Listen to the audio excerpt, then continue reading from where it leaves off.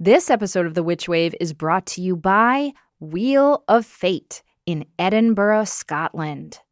At Wheel of Fate Witch Shop, you can learn to make your own besom broom, bind a spellbook, or spin wool into yarn. There you can find local art inspired by heritage crafts, the natural world, and regional myths and folklore. At Wheel of Fate, they believe that there is magic in the creative arts, and they want to share that magic with you. Visit wheeloffate.co.uk to book a workshop or to learn more about their new location. Hi, Witch Wave. This is your witchy auntie, dear Antigone. I am so excited to share with you Magic Lessons, the Witchcraft 101 course based on my years of collected experience. It is completely self-paced, and in it, you will learn how to work with your lineage, how to respond to your unique magical calling, and how to be in relationship with the unseen as part of your daily life. This is the course I needed when I was a baby witch in the 90s, starting out in Greece, and I'm super, super excited to be sharing it with you. Learn more at dearantigone.com and get 44% off with code WAVE. That's DEARANTIGONE.com. The world is filled with bewitching people, and you might be one too.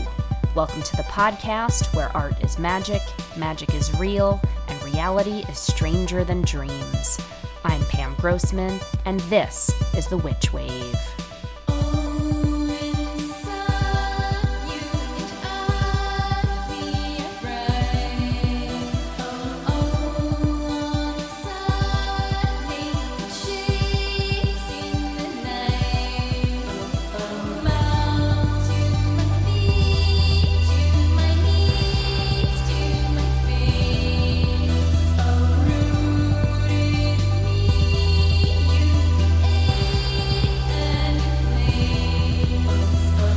Hello and welcome to The Witch Wave.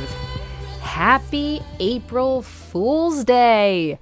I considered for half a second pulling some April Fool's prank on you all and announcing something like, the new co-host of The Witch Wave will be Joe Rogan or some shit like that, but I just didn't have it in me. Because as much as I love silliness, I actually don't love the whole pranking element of April Fool's Day. I just don't enjoy making people feel like assholes. But what I do love is the notion of the sacred fool. That character in mythology and certainly in tarot who sets off on a journey into the unknown with a sense of openness, innocence, and mystery. A being who doesn't know what's going to happen next, but they have the courage and yes, maybe even the naivete to take a big leap into unknowingness. From an archetypal perspective, the Fool has a spirit of adventure, and they embark on a quest of discovery and transformation, which will likely be full of surprises and challenges and ultimately growth. That's the kind of foolishness I want to celebrate today and every day. As I've been preparing for this episode, something really synchronistic happened. So I've been reading the new book by the ecologically minded spiritual writer Terry Tempest Williams. I love her writing so much. Anyhow, her new book is called The Glorians, and it is glorious so far. But I'm bringing it up here because in it, she shares a part of an unpublished manuscript by the brilliant writer and scholar Bell Hooks. Now, many of you probably know Bell Hooks was the author of many incredible and highly evolutionary books on relationships, race, and feminism, including her book, all about love, which had a huge influence on me and on many, many others. Anyhow, Bell Hooks's unpublished manuscript is called All Divine Love. And according to Terry Tempest Williams, this manuscript is 18 pages of handwritten prayers and poems which Bell Hooks would give to friends. And in this manuscript is the following poem. This is Holy Fools by Bell Hooks. Holy fools, heavenly guide, make me silly, make me bright, make me understand wrong from right. When I fail and make mistakes, make me ready to forgive all foolish things in me and everyone. For we are chosen to be silly, to be bright. Holy fools, ready to laugh, ready to start over, again and again, chosen. And that about sums it up. Please, heavenly guide, gods, goddess, capital S, spirit, may I too be silly and bright, and may I too be ready to laugh and ready to start over again and again. I love this poem so much, and I thought it was just perfect to share with you today for April Fool's Day, and also to prepare us for the juicy conversation I got to have with Maria Minnis about how tarot can help us open our hearts, confront racism, and go on the fool's journey toward liberation for all. But before we get to that, first, let's check and see what's come through on the Witch Wire. Who is it? Witches! Hello, Pam. My name is Sarah. I'm a Texas witch, and I'm calling first with some really good news. And that is that I, this April, will be finishing up probation.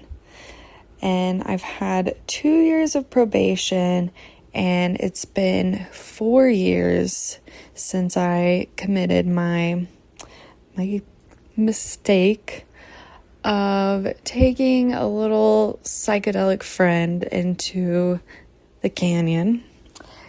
And before my probation, I really leaned on cannabis for my personality, my spiritual practice. It was my greatest tool for finding myself and just relaxing. And so going into probation, I was excited, and I set the goal of finding my spiritual practice and my self-soothing tools outside of cannabis. And what ended up happening, now looking back, is that I didn't really do that. I found myself soothing through food, shopping, and social media. And I have a lot of shame about that. It feels icky thinking back. I didn't meditate enough. I didn't, practice my spirituality enough. I didn't do enough spells, but it was really hard to without cannabis. Is it okay to lean on plants like cannabis for my spirituality? And yeah, I don't know, but thank you. Thank you for hearing me out. I hope you have a great spring. Hi, Sarah. Well, first of all, just huge congratulations on your probation being done or nearly done. And let me just say, the way we criminalize drug use in this country is just horrendous. I'm so very sorry that you had to go on probation, and I'm also really glad that you weren't incarcerated for this. Now, I shouldn't make assumptions about your ethnicity or gender identity since I only heard your voice, but since we are about to talk about racism in this episode, it feels important to me to address and acknowledge the fact that according to Human Rights Watch, here in America, Black men are sent to state prison on drug charges at 13 times the rate as white men. And so no matter what kind of body you live in, Sarah, it's a very lucky thing that you were able to still be at home while you served your probation. That said, it sounds like it was still a very personally challenging time for you. And I should also say that we edited down your voice note for length. And you did also mention in the longer note that you experienced a lot of growth during the last 2 years. And I want to make sure we acknowledge that too. It wasn't only a negative experience for you. But yeah, it does sound like your break from cannabis brought up a lot of mixed feelings inside yourself. And I'm very impressed by how you want to take a look at some of that. So let me just say first that I am not a therapist, so I certainly don't have any official medical opinions that I can offer you here. But from a witchcraft and tarot perspective, what you're describing feels like you have some sort of reliance, as many people do, on things that can sometimes numb or distract. And later in today's episode, my guest Maria Minnis and I talk at length about the Devil card in tarot. And we talk about this card in the context of racism, yes, but also in the wider context of it being a card that encourages us to look at potentially addictive behaviors or vices and to consider whether these behaviors are liberating or confining.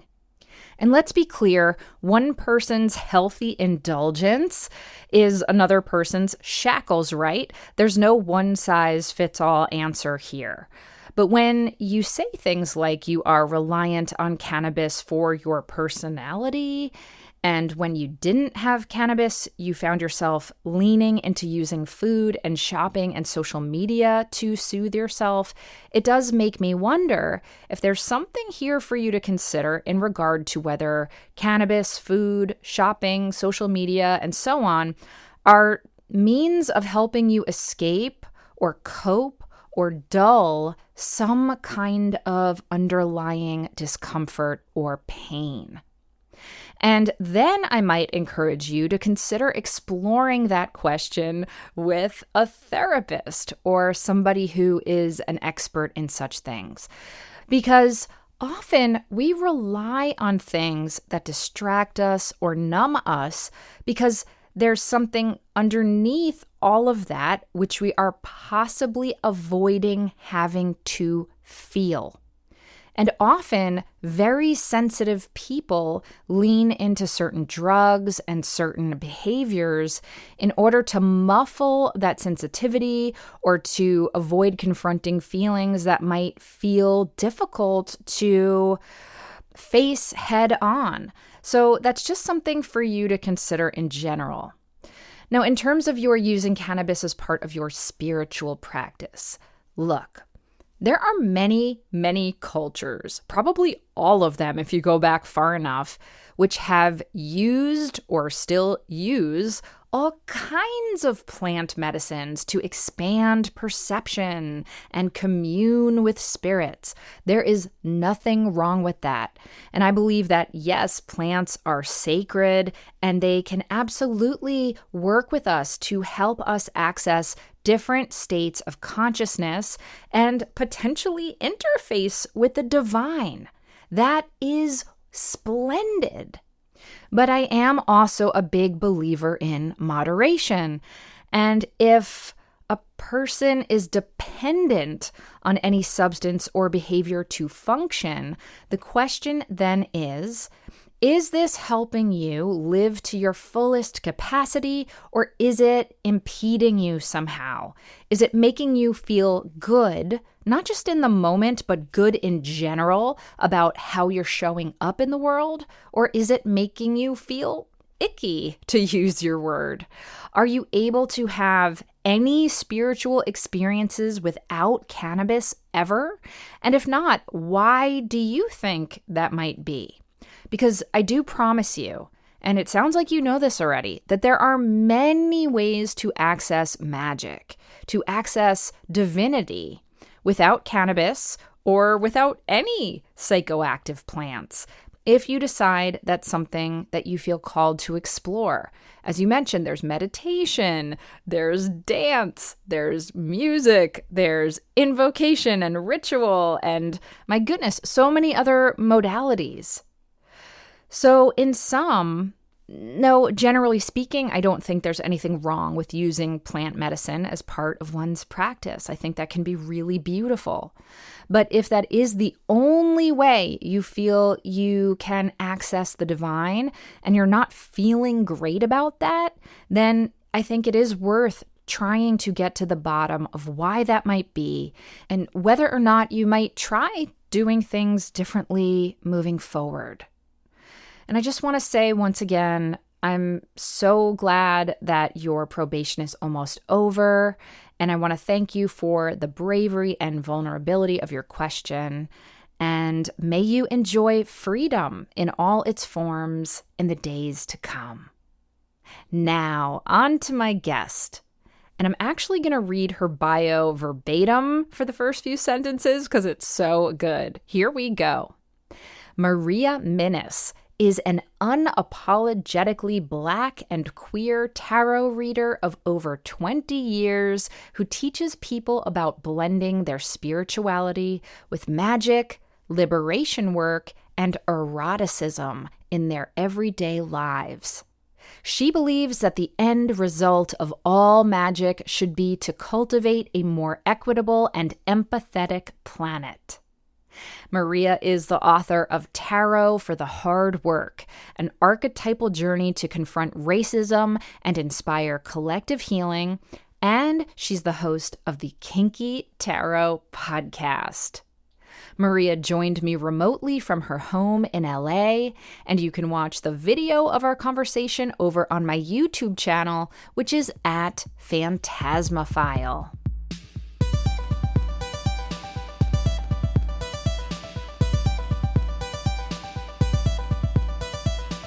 Maria Minnis, welcome to the Witch Wave. Thank you for having me. So good to finally talk in real time with you. I know. I'm so happy to get to talk to you too. You and I were two ships passing in the night or in the day at the Witch Summit, and I really enjoyed your talk there, but we couldn't quite link up. So I'm so thrilled that we can talk now. Thank you so much for doing this. Absolutely. So listen, Maria, as I told you, this episode is actually coming out on April Fool's Day. And I don't like April Fool's Day in terms of like the pranks of it all. So I've reframed it as thinking about the fool in like the sacred sense. And certainly the tarot has so much to tell us about what it means to be a fool. Right. So why don't we start broadly there? It seems like talking about the Fool is a good place to begin. Yes. So what is your relationship to this card, and why do you think it's important for us to embody the Fool in our lives? Absolutely. So many things I love about the Fool, starting with the fact that it's an unnumbered card. I don't tend to look at tarot in a very linear sense, but if we do, considering that the card is 0, that doesn't necessarily mean that the card is first in line. I like to think that the Fool can be in between any two cards because in order for us to leap from one thing or situation or thought into another one, it does require a leap of faith, even if we're not conscious of it. In order to go from one thing to another, we have to take the plunge, and that's what the Fool does. Also, I just love that the Fool, it can be a very fun card to play with. I think we all enjoy a blank slate every once in a while. And even though our experiences are cumulative and we're never the same river twice, and yet we're still a collection of all the thoughts and experiences we've had, the Fool offers us an opportunity to press reset if that's what we choose. And I think that's such a wonderful thing to hold on to in a world that can often seem pretty heavy. Ooh, you said it, especially now. And you and I are recording just after the equinox.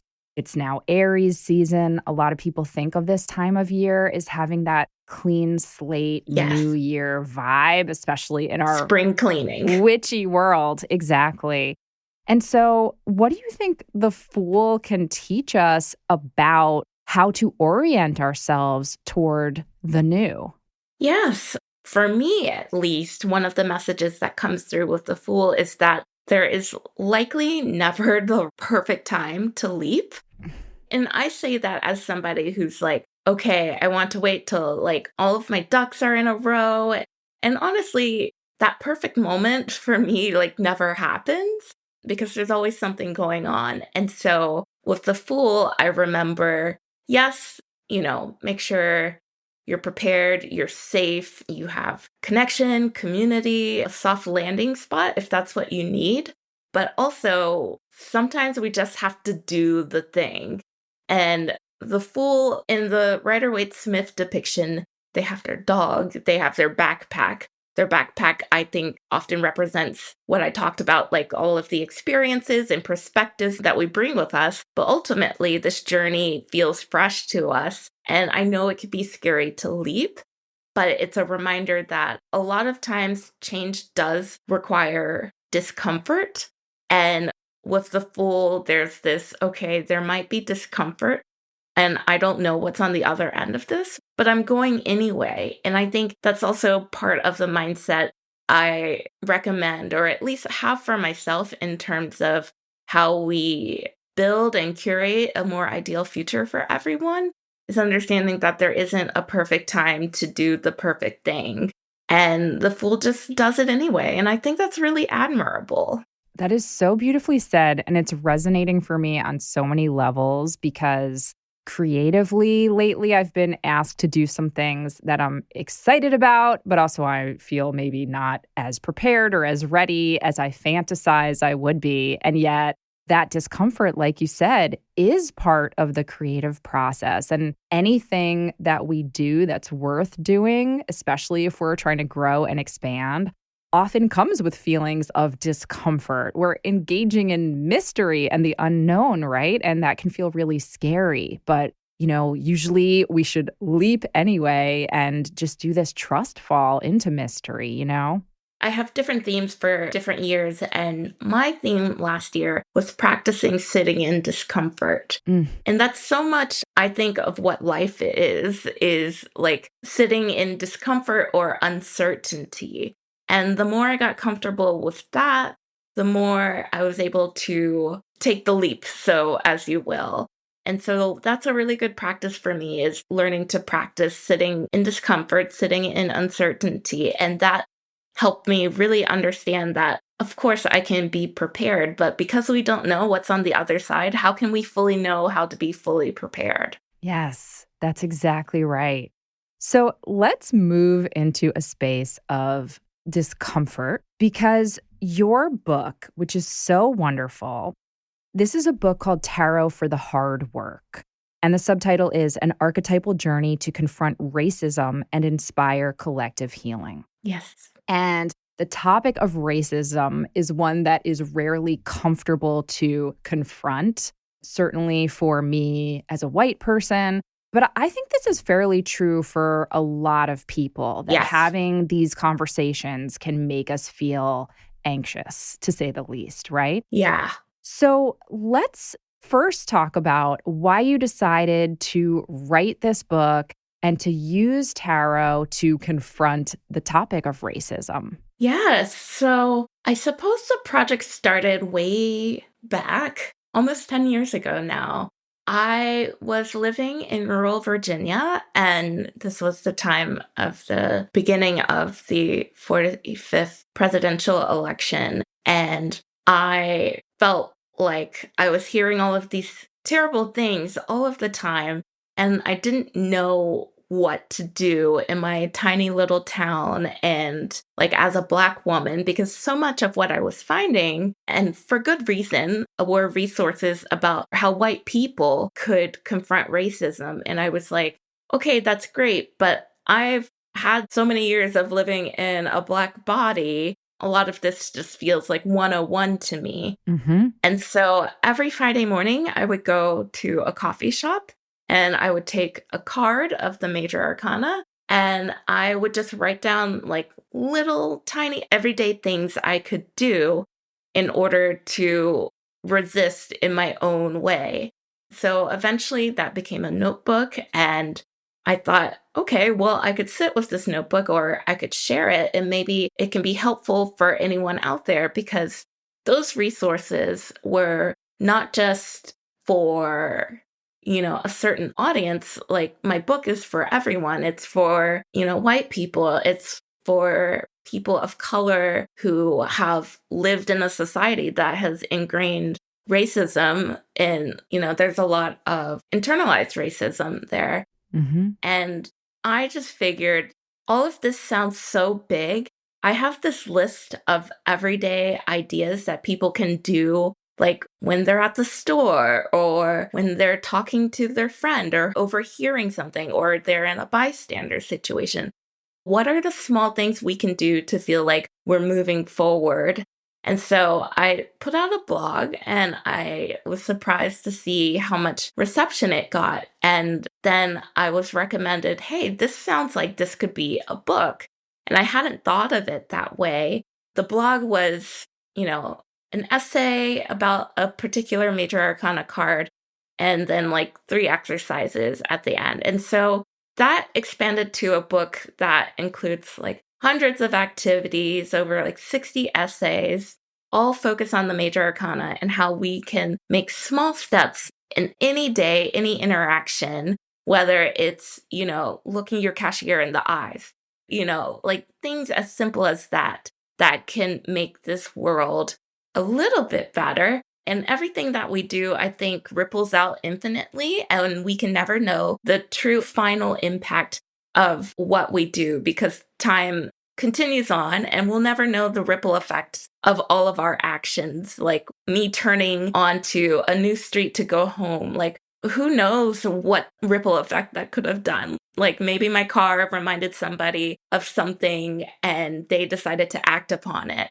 And so, yeah, that's the journey of how this book came to be. And it's been out for a few years and I have been so happy about it. I think knowing that there have been like countless book clubs about it and people coming up to me and being like, hey, like I was feeling really overwhelmed and feeling like I couldn't help. And this was a really great resource for me. So it's part workbook, part tarot education, in my own weird, unique way of looking at tarot. Yes, and it's so good.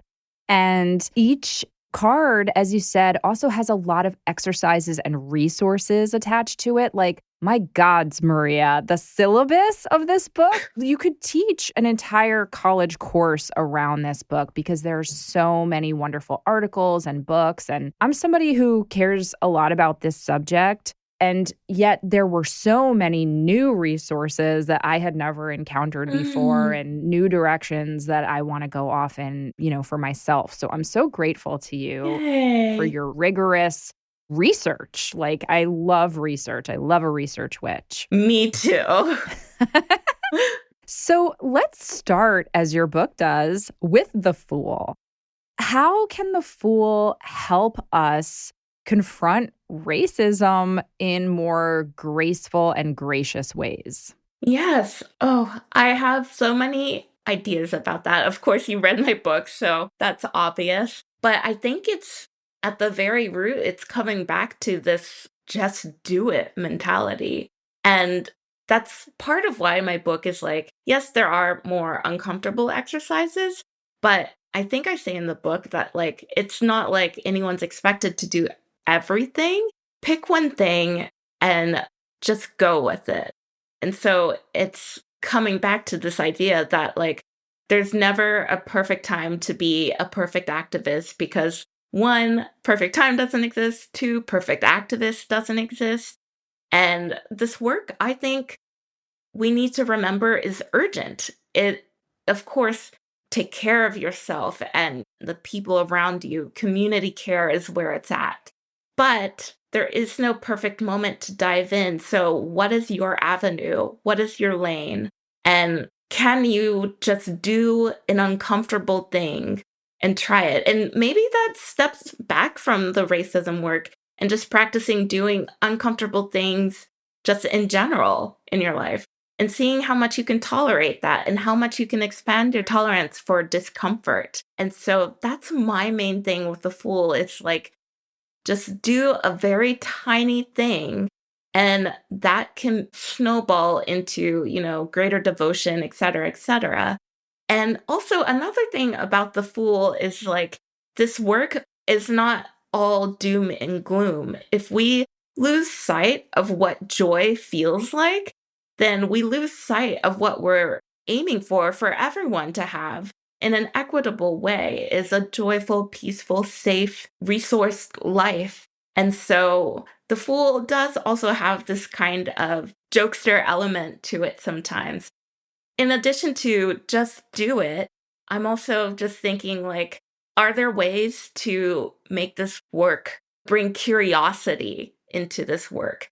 Curiosity is also a thing with the Fool card that's very important to me, is looking at something and being like, I wonder what's there. And I think also integral to anti-racism work is a spirit of curiosity. I say about the tarot, like, there are as many perspectives and experiences of the tarot as there have been people alive. Yes. The tarot is a very living and personal thing. And of course, I think that there's great importance in understanding the collective meanings and language of the tarot. But I also think that every tarot card can mean something different every day. And so when interacting with any tarot card, including the Fool, I encourage people to have a sense of curiosity about it because we are in this anti-racism work. This is creative work. We are creating a more ideal future. And what is creativity without at least a little bit of curiosity? So beautifully said. And if I can quote you to you, okay. A little later in the book, in the Empress section, you write, all liberation work is creative work because our job is to create the world to come. I don't remember saying that. You're like, damn, that's so good, right? Yeah, it's advice I could take.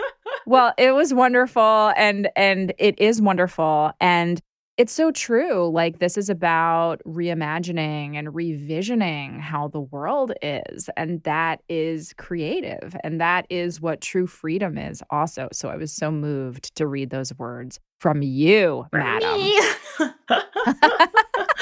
On that note, we're going to take a quick break and we'll be right back. The Witch Wave is brought to you by BetterHelp. Are you feeling anxious about money right now?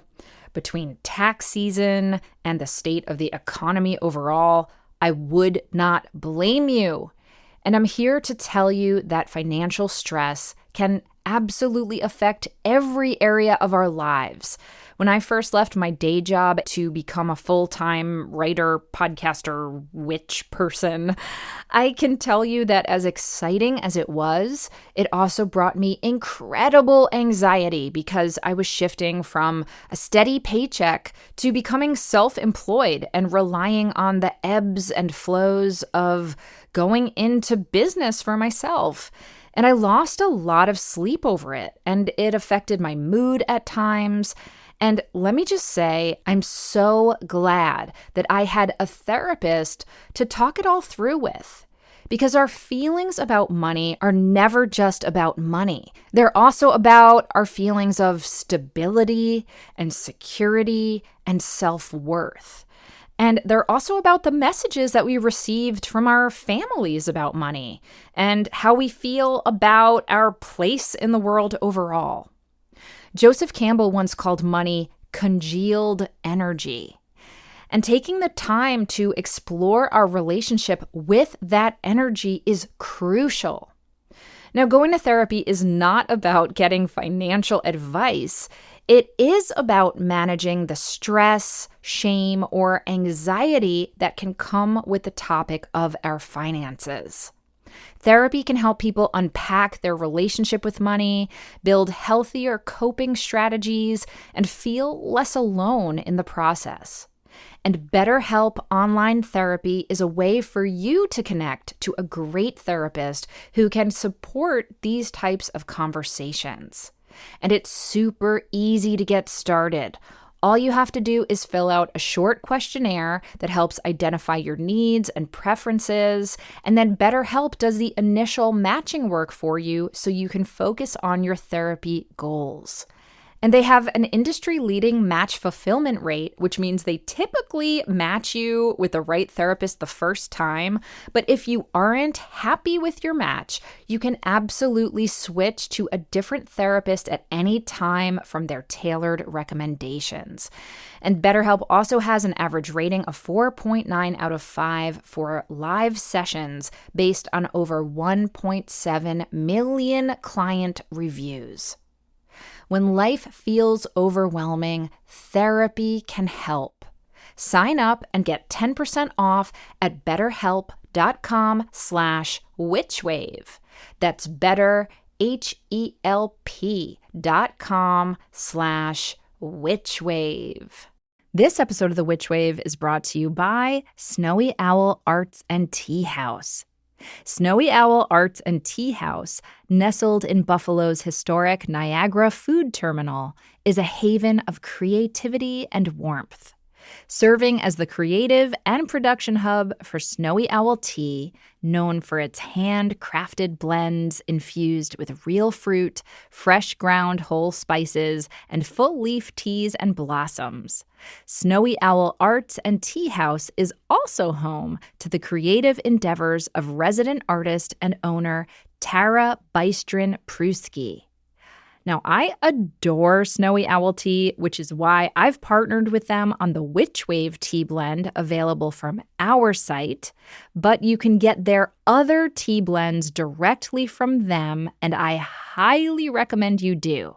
I'm addicted to their Midnight Moon blend with lavender, vanilla, and Earl Grey, as well as their second breakfast blend with lemon, oat, and poppy seed. I'm telling you, it is so good. Visit Snowy Owl in person or order their delicious teas online at snowyowltea.com and use code WITCH for 10% off. That's snowyowltea.com with code WITCH. Hi, Witch Wavers. I know, and you know, you want some Witch Wave merch. And our print-on-demand merch site is now available through Dashery. So if you want to get different variations of our gorgeous Witch Wave logo designed by Thunderwing, or our Witches Are the Future catchphrase designed by Lara Antal, printed on everything from t-shirts, mugs, totes, stickers, magnets, notebooks, you name it, you can. Shirts come in different styles and fabrics and are available in sizes small through 5XL, so you can order whatever you'll feel you're most comfortable and most magical in. So head on over to witchwave.dashery.com. That's witchwave.dashery.com, or you can click the Dashery link in the Witch Wave shop over at witchwavepodcast.com/shop. Welcome back to the Witch Wave. So I want to shift a little deeper into the majors because there is a triad of cards that I love how you write about. I love how you write about them individually, and I love how you write about them sort of in relationship with one another. And that's the triad of the devil, the tower, and the star. Ooh. I know. And something that I think about and talk about a lot is usually the tower into the star. This idea that sometimes shit has to fall down and be dismantled, and there has to be disruption or destabilization. But right around the corner is hope, right? Is the star. It's the vision in the dark. And yet I never linked this together with the devil and how that kind of triad or trilogy even gets sparked. And I love how you write about this devil card. And this is a card that makes me very uncomfortable. Yeah. So why don't we start there? Sure. For good reason, right? It's the fucking devil. What do you think the devil card can teach us about confronting racism? So often in just talking about the major arcana, I often think if we're thinking about the numbers in a linear fashion and considering tarot grids, if we look at the major arcana in a 3-column grid, we see like ego, personal, first column, interior evolution, if you will, for the second column. And in the third column, we return back to this world having alchemized in this internal sense. And the third column, in psychology terms, we see like the super ego or whatever. It's like coming back into the world and moving forward into this self-actualization process. And so that column begins with the devil. And that is like an incredible thing to be met with at the beginning of a next phase in your journey. And yet, with the devil, I think we often don't get to a space of transcendence without getting a little messy first. And the devil can be a bit of a messy card. Devil's a messy bitch, let's just Yeah, say. true that. So messy. But when we think about the devil in the lens of anti-racism work, I think the devil is a great point to realize the ways that what are you still beholden to? Because if we step a little bit back, and I want to focus on this triad that we're talking about, but if we step a few cards back, we are in the death space. And so once what needs to be cleared away at that point, it is cleared away. We, move into temperance and such. When we're at the devil card, we still see these chains, and it's like, oh, I thought, I had already cleared away what I needed to in the death card. But I think what death does is clarify for us later in the journey, what are we still beholden to? What narratives are we still chaining ourselves to? And going back to the Rider-Waite-Smith deck, we see that the devil is holding these two people in chains, but the collars, if you will, seem perhaps loose enough for them to remove themselves. And I think the devil is a very wild card. It's a very sexy card. It's a very freeing card. I think the devil is a card of compassionate liberation. Ooh. And so we look at, these chains that we have on ourselves, and regardless of who put them on us, there are chains that, we affix ourselves to, perhaps because it's all we've known or it's what we're comfortable with. And we know that in order to move to the next phase of our journey, we have to release ourselves from what's holding us back. And that is a daunting task. And yet I say compassionate liberation is part of the devil card. And so when we look at the things that we are beholden to, I don't suggest people do it with this shameful energy. I think when we free ourselves, the journey is a lot more, I don't know if benevolent is the word, but can be a lot smoother when we're nice to ourselves, when we're compassionate to ourselves, when we do the whole treat ourselves like we would treat other people in our own journeys of freedom and wildness and connecting to the natural world and the natural self. That's all part of the devil card. And just one little point about that is like, because the devil does bring us back to like this wild inherent nature that's within all of us. And I talk about this in another card, but because we are realizing our innately wild and free selves, we are reminded that there are things called natural laws versus like the ones that we have, embedded in this structurally racist system that at least we have in America. Yes. And so with that, I think the devil also calls us to ask, like, what standards am I adhering to? Who made these rules? And does the way that we treat ourselves and other people, would we see that in the natural world? Of course, there's brutality in the natural world and hierarchies and such. But I've been reading a book about just prehistoric humans and the like sort of collective care that was present there. And I think the devil can be a catalyst for us to think about, well, what does it mean to be human? What does it mean to be free? And what am I doing here that is restricting my sense of humanity and other people's experience of humanity? And how can people step back from the other and get back into their bodies and into their true spirits and ask themselves, like, who am I really? And how do I want to show up in this world? And once we clarify that, it becomes a lot easier for us to know which chains to remove. And the devil, I also just wanted to mention, doesn't mean you have to get rid of all your vices. You can live a very spicy life still.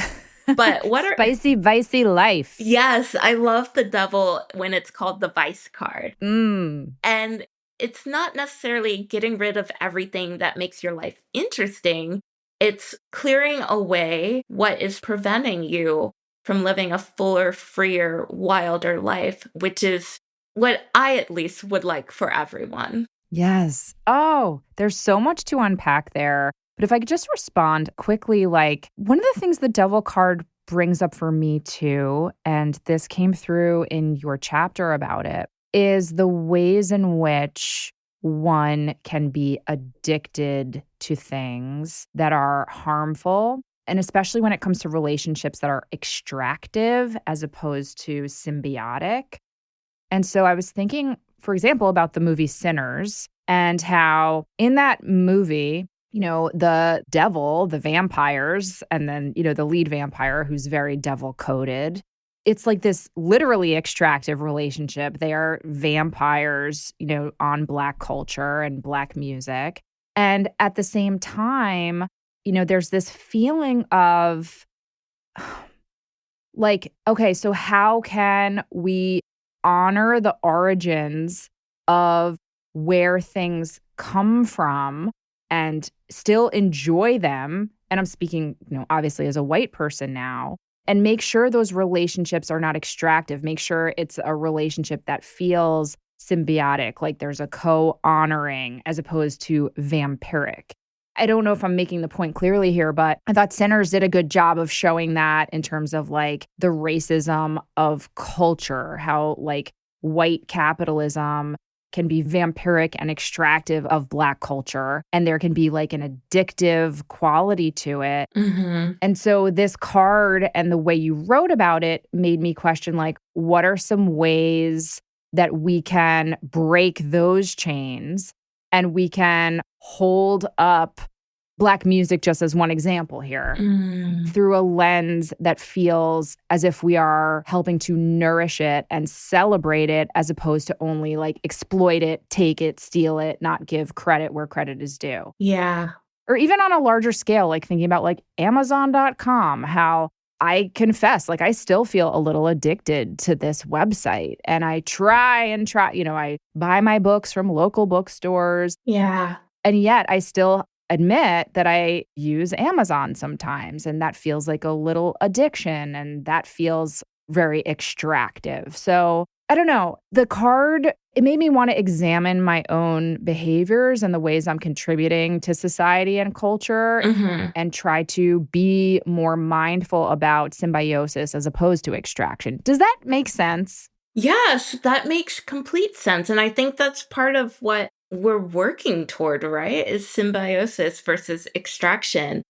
Sometimes I just think of like, what are early habits that people are forming around extraction, and what are ways that we can sort of nip those things in the bud before they become full out addictions? And the first thing I'm thinking about is generative AI. Oof. And I see my Black brothers and sisters like literally getting sick and, having to boil all their water in order to drink or take a shower. And this is something that. And we should say, I'm sorry, Maria, because AI uses so much water to cool down the servers. Like literally AI, the proliferation of AI is just wasting so much water and extracting so much water and polluting so much water. Yeah. Yes, thank you. Yeah, and these data centers and a lot of the stuff that like goes into making AI possible, they are deliberately placed in often low income areas or often Black neighborhoods. And this is so like devil coded for me because it is like a chain that people can remove at any point. Yes. And so I'm like, how can we like nip this in the bud? And it just seems like an extraordinarily daunting thing, but it's just an example of being able to look around and think like, all right, like I may not be able to topple the entire system, but what are some ways that I can resist? Mm-hmm. And that doesn't mean, so I should step back and like, I'm not all about pointing fingers and etc. We all are complicit. I'm in America, so I'm just speaking being in America. It's like, we're all complicit in this. Just by using the American dollar, we are complicit in the harm that this government does. And yet we do still have to make money, spend money in order to survive here. And so I'm not saying that, anyone is a bad person for shopping here. Well, I was going to say, I don't think anyone's a totally bad person, but then I thought about things I've seen in the news today. And so I'm like, I'm okay Yes. saying that. Yeah, I'm okay with it too, Maria, to be honest. There are ways that we can live less extractive lives. And just like the Fool, we're never going to have this perfect place to start. We're never going to be the perfect archetype of whoever we want to be at the end of it. But what are some small things I can do to at least loosen these chains to where removing them feels a lot less cumbersome than trying to figure how to wiggle your way out of them? Yes. So you said the word topple a few moments ago, and that shifts us into the Tower card, which is like Yes. BTE, big topple energy. So yeah, tell me where you think the Tower can sit in this project of anti-racism. Yeah, so we just talked about the devil and the Rider-Waite-Smith like chains around the neck. And so if we have removed certain chains or have loosened them enough, then we have moved through this card of compassionate liberation to where we have the option to leave the tower. And I don't necessarily think that the tower, in order to move to the star, necessarily has to be destroyed. It can be something that you like to fix up and spruce up, and the tower is yours to do with it what you will. But a lot of times it is, BTE, big topple energy. It's something has to go. And I can't remember who wrote this tiny little poem, but the quote is, "Barns burnt down, now I can see the moon." And perhaps we're looking at the star on the other end, but that's a quote that I really like to associate with this card is like, okay, we've gotten a bit freer, and it's like, I can go beyond because I'm the Fool. I'm curious. I want to see what's on the other side. And so clearing the tower, it's again this uncomfortable thing that we do, and yet it can be very fruitful. You can leap from the tower, you can walk out the front door, you can stay in it until a rod of lightning just strikes it all down. The tower shows up in so many different ways, and it doesn't necessarily have to mean all is destroyed, but in the lens of anti-racism work, it is BTE. Like, let's get rid of all of this. Let's evolve. Let's move into symbiosis. And I'm thinking of the tower right now, just envisioning it as this tower of mass extraction on a global scale. And that is a very big, tall tower to look at. And as is the case with many large literal buildings, they come down bit by bit, and then eventually there's like the demolishing of it. And so there's nothing one of us can do in one fell swoop to like fix everything. But like, is there a corner of that tower you can work on? Can you work on the windowsill? Yes. If that's what you can do, great, but it's got to come down. And like, that's something the Fool knew at the beginning of their anti-racism journey, is that something has to change. I like to say there are no bad cards, and the tower doesn't necessarily have to be the worst card in the deck. It can be an opportunity to remove what's in your way so you can freely move into the space of the star. Yes. And sometimes we want the tower to come down, even if it is disruptive. It can be a site of revelry and celebration too, right? Like, right. I think about how, and I'm cringing as I say this because I just saw this terrible article, I think yesterday, that they're putting a Christopher Columbus statue back, like, I think either at the White House or near the White House. But anyway, that made me think of that phase that we went through where a lot of these Confederate statues were being taken down. Yeah. And that is tower energy to me. It's like dismantling a lot of these racist physical structures, as well as, of course, the more systemic structures too, right? Right. That's definitely tower energy in a very literal sense. Yes. On that note, we're going to take another quick break and we'll be right back. This episode of The Witch Wave is brought to you by Blessed Be Magic Jewelry. I've been noticing something lately, especially in the conversations we have here on The Witch Wave, which is that so many of you are drawn to magic that's subtle, magic that's intentional, integrated into daily life, and deeply personal. And that's why I want to share Blessed Be Magic. They craft minimalist, elevated jewelry for modern witches. These are beautiful pieces inspired by powerful symbolism made to be worn every day. Think witchcraft and goddess charms, talismans, and sacred symbols that feel quietly powerful. Not costumey, not loud, just intentional. And I think listeners here on The Witch Wave will really appreciate that, because so much of what we explore on this show is about weaving magic into the ordinary, into our creativity, and into living with purpose and presence. And Blessed Be Magic's jewelry really supports that way of living. And what also stands out to me is how the witchcraft community raves about their pieces. They have over 3,000 five-star reviews, and again, witches say that these are the pieces they never take off. Jewelry they wear to ritual, to work, and everywhere in between.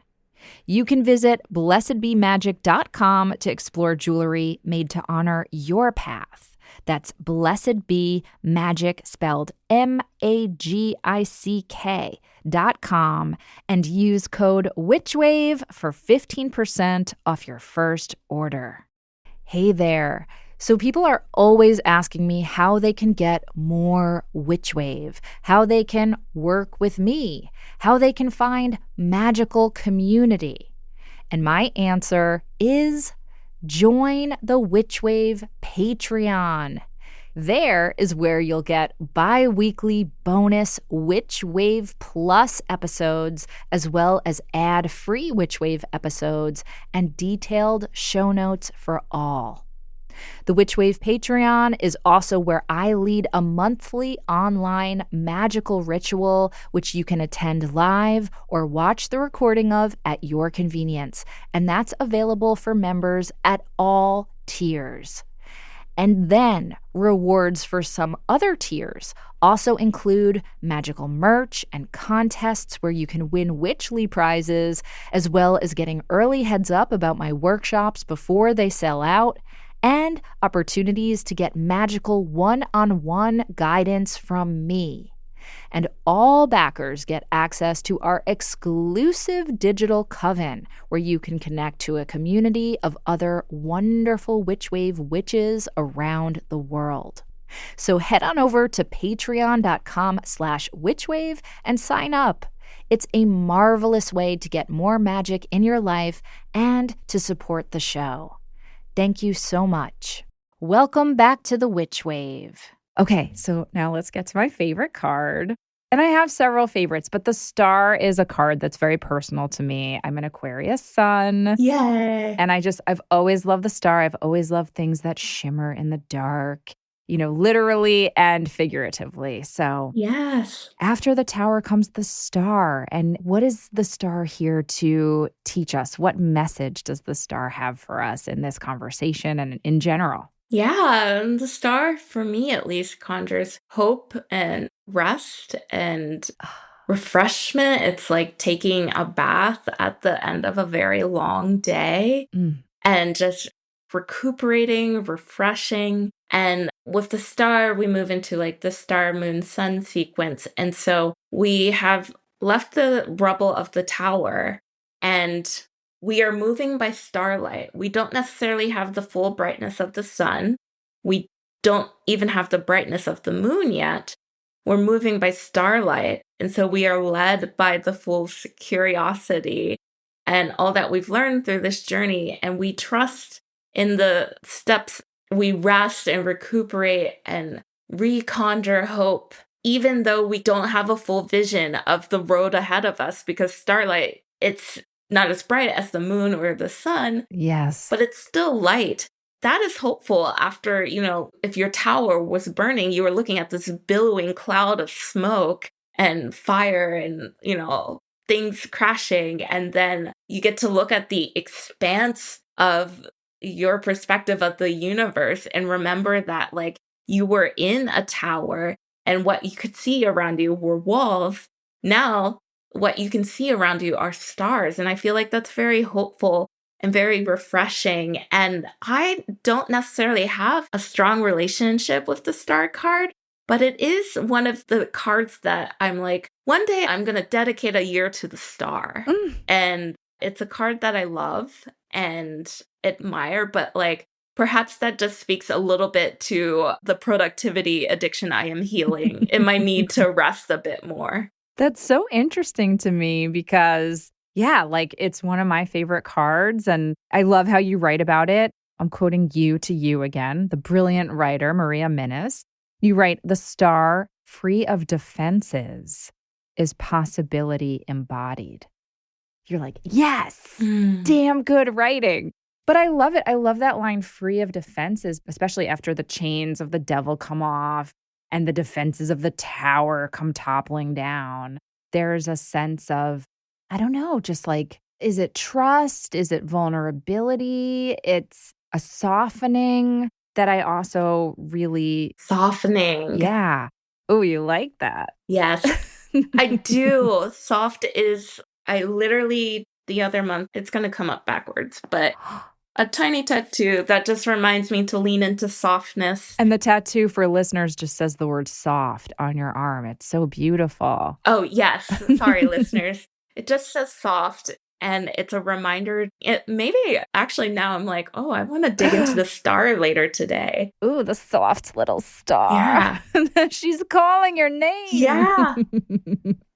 Going back to the devil and just thinking about our natural selves. And I just think about the natural world and how there are very few right angles in nature. Yes. And the star is, a card of softness. And I think once we've reached the star, if we can like lean into that feeling Yeah. and lean into softness and vulnerability and hope, and to really feel those feelings in order to remind ourselves what we are working toward, not just for ourselves, but for the world, so that everyone can feel this softness and safety to be vulnerable and to be able to like literally trust that they can walk in under just starlight and be safe. So beautifully said, Maria. I love that. Now I just want to take like a soft little starlit bath. Ooh, ooh. I know. Well, listen, I would love to go over every card with you. Of course, we don't have the time for that, and we want people to read your amazing book. Again, it's Tarot for the Hard Work. But let's zoom out a little bit and learn more about you. So clearly, you are on a show now called The Witch Wave. Yeah. And witches and witchery are very important to me. And I know that word is a word that you very publicly use about yourself. You use the word witch throughout your book. What is your relationship to the word witch and your identity as a witch? I am only speaking for myself. I like to say that a spell at its most basic level requires intention, will, and action. And that's just how I live my life. I sort of live my life in that mentality. And for me, at its core, that's what being a witch means to me, is being conscious of all of those things and living my life in an alchemical way, in understanding that, like I said earlier, everything we do ripples out, everything we do has an effect. And it's this living in this space of knowing that everyday magic is real. Like just drinking a cup of water is magic because it alchemizes something within your literal body.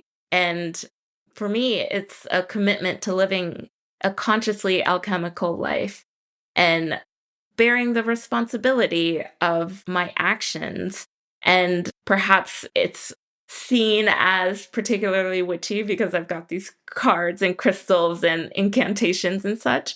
But I think a lot of us can live in witchy ways that perhaps don't necessarily align with that title. And it's often a title that I've had a lot of mixed feelings about, because there is this sort of like, you think of a witch and you might think of like a cartoon, like sort of old woman in a black hat, always an old white woman, or some young, conventionally beautiful white woman in a tunic in a field or something. And so it took me a while to adopt that word for myself.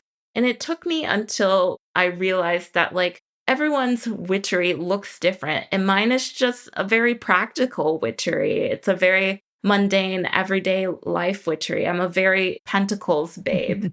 And so I think being a witch for me is living my life very intentionally in the lens that, what does Angela Mary Magic say? Everything is a spell. It's living in that mentality for me. I love that so much. And a lot of what you're saying resonates for sure.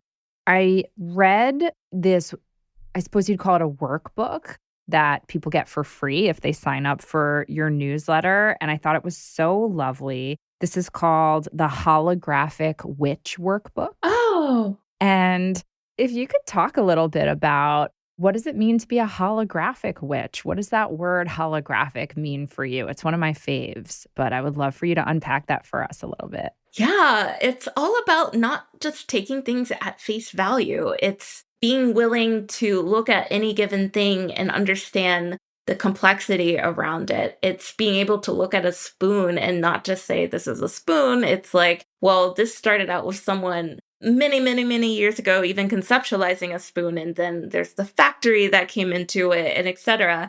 And so that's just a tiny example of the courage to look at things, not just as they are, but to examine what are the different levels of light shining on or refracting from this thing, and what are the shadows around this object or idea, It's like taking a fuller view of the thing. And I think that's one thing that makes life feel a lot more magical to me, is knowing that there's more to any given thing than what my first initial impression is. And I think that's also part of my anti-racism work, is looking at someone and being like, there's more than I am perceiving right now. And because I know I am a universe in myself, such as the case for every other person. Yes. And so I can't overanalyze everything, because I have to live in this world, and some things I have to do just take for face value because, I've got to shower sometime. But it's definitely essentially just looking at the light and the dark of all of these things and what the shades represent, what the different levels of light represent, what the different types of light represent. And so it's just a more holistic way of looking at things. And I think for me, it makes everyday life feel a bit more magical. Yes, it just feels multidimensional and transcendent of just like the material world. It kind of makes me think of transcending time and space and linear thinking and all of that too. Yeah, it's a beautiful workbook, Maria. I really recommend that people sign up for your newsletter so they can get it. And it's really generous of you to just like give that to us for free. It's beautiful. Thank you. You're welcome. So we just have a little bit of time left, but I can't let this end without me talking about all the horny shit. Like, let's talk about kinky tarot. What is kinky tarot? Why is eroticism an important part of your magical practice and magical offerings? And yeah, just get as kinky as you want to, honey. Yes, I am very big into everyday eroticism. And even further than that, I'm very big into kink and sexual exploration. And kink for me is all about subverting a lot of expectations as to how we should seek and enjoy pleasure. And so in the core of all of my work is embodied connection, care, empathy. And so much of kink contains what matters to me about how we interact with each other. It's consent, it's aftercare, it's knowing your role and being responsible for yourself. And if somebody has given responsibility for you, perhaps in a dominant subtext, like it's holding responsibility for a space. And I am very big into eroticism in general, and obviously very big into tarot. So I created a Kinky Tarot podcast. We go through each card in the major arcana one by one, and we use a card to illuminate a different kink. And I have guests on there, etc. The show has taken kind of a pause. I am totally restructuring my business. And so I'm a bit quiet out here, but there are episodes from The Fool all the way to the Hanged One up there. And we talk about everything from fuck licking to consensual non-consent. There's also some conversations that haven't aired yet about like asexuality. And so it's not just, a podcast about, all right, just tell me all the horny, juicy bits that I want to hear. It's also just like illuminating that kink isn't just for the weird person in a collar in a grocery store. It's like, I want to just show people that kinkiness is something that's accessible to, a lot of people, and a lot of different people engage in it. And I ask every guest, it's like, how has your kink journey connected to your sense of personal and or collective liberation? And that's at the core of all of my work, is compassion, liberation, community care, self-compassion. All of these things are wrapped up into kink, and maybe I'll write a book about it one day. But like, there's so much depth to it, and it's probably one of the most fun projects I've ever had. That's so cool. I'm so intrigued, and of course I would love to read a book from you about that. Yes. Okay. And it just strikes me that one of the bits of connective tissue, or the threads that are weaving a lot of your work together, is this idea of confronting the taboo, or confronting the shadow, and teaching us that there's a lot of like healing and wisdom and maybe even light to be found by picking up the rock and turning it over and seeing all the wriggly worms under it and being like, actually, Yes. these worms are beautiful and cool, and let's learn more about them. Yes, that is me as a child, actually. It's like, what's under this interesting rock? Yes. And that's how I live. What is under these interesting rocks all around me? Yes, I love that. And I think it's one of the reasons that I gravitate to you and your work so much. Well, listen, Maria, I could talk to you all day. Unfortunately, we do have to end for now. I hope you'll come back sometime. I would love to. I am such a big fan. I am swooning over this opportunity. And I finally got to talk to like one of my witch heroes. So Oh, that's so kind, Maria. Thank What you. a darling you are. Thank you for saying that. And before you go, I know people are going to want to learn more from you, connect with you. What's the best way that people can find you and link up with all your beautiful teachings? Yes. So like I said, I'm pretty quiet. I'm totally transforming I hate calling it a business, perhaps the way I show up in the world. Yes. Are you in a hermit phase or a hanged one phase? I'm in a hermit phase, but people can find out about me at my website, mariaminnis.com. I'm on Instagram at Feminnis. That's FEMINNIS. That's great. And on my website, you can find, and also in the links in my Instagram, you can find Kinky Tarot, my holographic space index newsletter. And I am, cooking up things to come. And I don't mean to leave you on a vague note, but it's all about empathy and connection. And I think those things, embodied empathy and community care, I think are what's going to save the world. And that's where my focus is turning. Hell yes. I don't know a better note to end on, so we will leave it there. Maria, thank you so much for all the beautiful magic that you generate and all the ways that you teach us. And thank you so much for being on the Witch Wave. Thank you. This was a blast. That's it for the show. Thank you again to Maria Minnis for sharing her liberation and illumination with me. Do you have questions, feedback, need some witchly advice, or just want to share something magical that happened to you recently? Drop us an email or a voice memo over at witchwavepodcast@gmail.com. We'd love to hear from you, and you just might make it on the Witch Wire. Please check out the video of my conversation with today's guest and prior guests over at my YouTube channel at Phantasmophile, and please like and subscribe. The Witch Wave is a Phantasmophile production, written and produced by me, Pam Grossman. We are 100% independently run and proud of it. This episode was recorded and edited by Josh Wilcox and/or Walter Nordquist and myself. Our theme music is the song Hand and I by Lycanthia. Our new Witch Wave logo was designed by Thunderwing. Special thanks go to Matt Freeman, Laura Antal, and Cece Pascal. Please pick up my books Magic Maker and Waking the Witch, or the Witchcraft volume I co-edited for Tashin's Library of Esoterica series. And if you want more Witch Wave, or you would just like to support the show, please join us over on Patreon. That's patreon.com/witchwave.